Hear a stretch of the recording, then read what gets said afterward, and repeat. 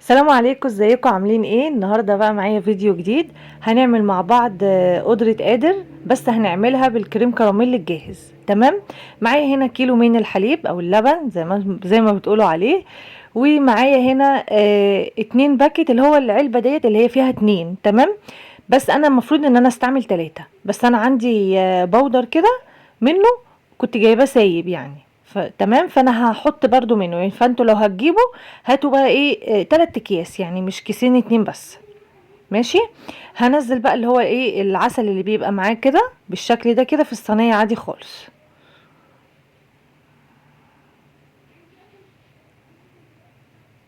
يلا بقى، لو انتي لسه بتتفرجي عليا ومش مشتركة اشتركي وفعلي الجرس علشان يوصلك اي جديد. اعملي لي لايك كده حلو وكومنت جميل منك شجعيني بيه. وان شاء الله هعمل لكم وصفات حلوة جدا. وعلى فكرة انا بعمل اكل طبعا كل يوم يعني، بس بيبقى الوقت بقى، انتوا عارفين مدارس ودلوقتي امتحانات وكده، فببقى مش عارفه اصور يعني بصراحه. فببقى عايزه اخلص الاكل وخلاص على طول يعني. بس ان شاء الله هعمل لكم برضو ايه وصفات اكل حلوه باذن الله. هبتدي بقى ان انا اجيب معايا الايه اللبن بتاعي اهو، وانزل عليه بالخليط اللي احنا الجاهز، اللي هو الكريم كراميل الجاهز.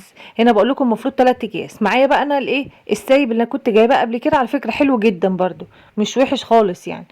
اهو سايب كده بالشكل ده. هنزل برضو مقدار اللي هو مقدار ايه كيس كمان. تمام كده. وهنقلب كده بالشكل ده. وهنعمل ايه بقى، هنطلع على النار لحد لما يبقى يتقل معانا كده، يبقى عامل زي المهلبيه كده. تمام. اهو بالشكل ده كده تقل معايا اهو زي ما انتم شايفين. هجيب بقى كده اي حاجه بس عشان ما نزلش على العسل على طول. يعني اصب كده زي ما انتم شايفين كده، يعني كلكم عارفين طبعا. بالشكل ده كده. بصوا تقل معايا ازاي، يعني عامل زي الكريمي كده شويه، مش سايل خالص يعني.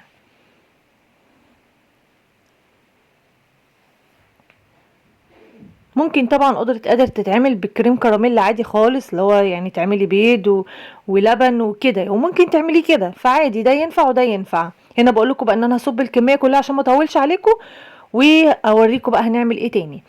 هنا انا اهو صبيت الكميه كلها بالشكل اللي انتوا شايفينه ده، ركنتها بقى على جنب. وهنعمل الكيك. معايا هنا 3 من البيض، عليهم رشه الفانيليا طبعا، عليها كوبايه الا ربع من السكر البودر. تمام.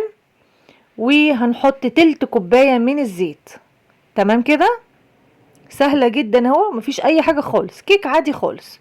هنقلب كده الكلام ده كده مع بعضه بالشكل ده.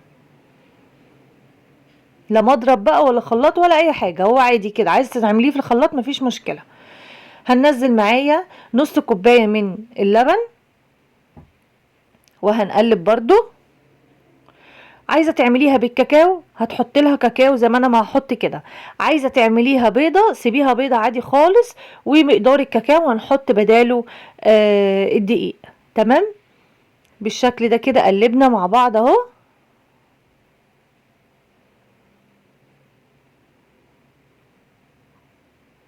طبعا انا مسرعه الفيديو طبعا عشان بس ما بحبش اطول عليكم والله، عشان تشوفوا الوصفه يعني. لما الفيديو برضو بيبقى طويل بيبقى بايخ شويه، بس بيبقى غصب عني يعني، بتبقى عايزه اوصلكوا كل حاجه يعني، مش عايزه اعمل حاجه من وراكوا كده. وللاسف في الفيديو ده ان انا كنت بكمل تصوير ومعرفش ان انا بصور اصلا. انا كنت موقفه الكاميرا ومعرفش، واقفه بشرح وبكلم نفسي. بس يعني بينت لكم بقى يعني، هوريكم دلوقتي كل حاجه.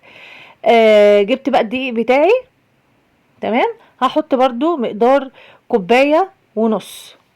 تمام كده. هنا هنزل معايا مقدار الكوبايه اهو. انا بحب استعمل كوبايه معياريه علشانكم يعني، علشان برضو كل كوبايه عن كوبايه تختلف. نزلت عليها معلقه من البيكنج باودر، معلقه واحده. تمام. وهبتدي ان انا انزل الدقيق بتاعي بالشكل ده كده. وهنزل نص كوبايه او ربع، لا كوبايه وربع، كوبايه وربع. تمام. ورشه الملح طبعا. وهنقلب وكده تمام زي الفل. الايه الكيك معانا زي الفل جميل جدا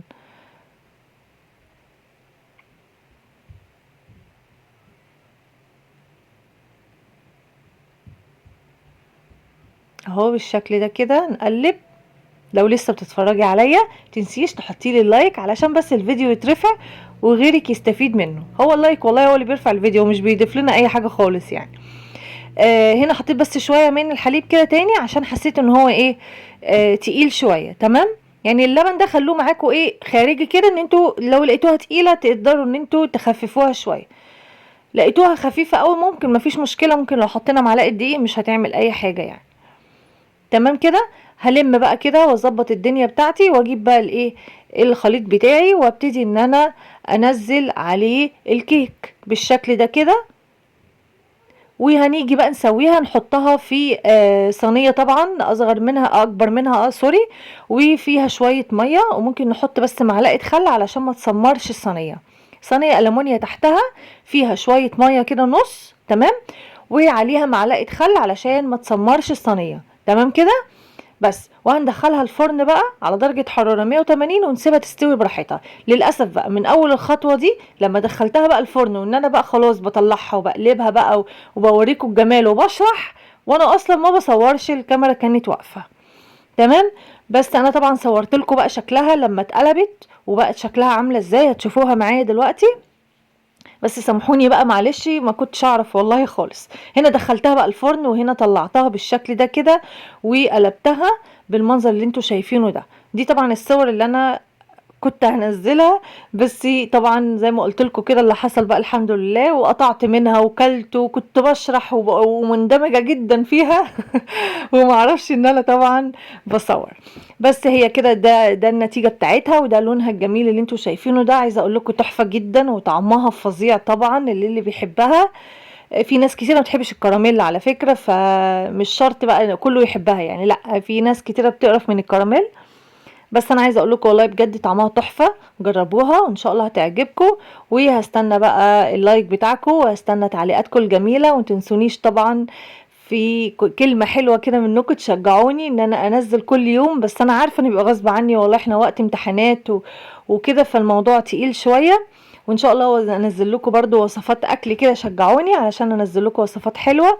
انا بعمل حلو وحادق وكل حاجه، بس احنا لازم عندنا الحلو ده يبقى في البيت على طول. ف... فعشان كده بحب اصوره بصراحه، لكن الاكل بيبقى دبكه شويه.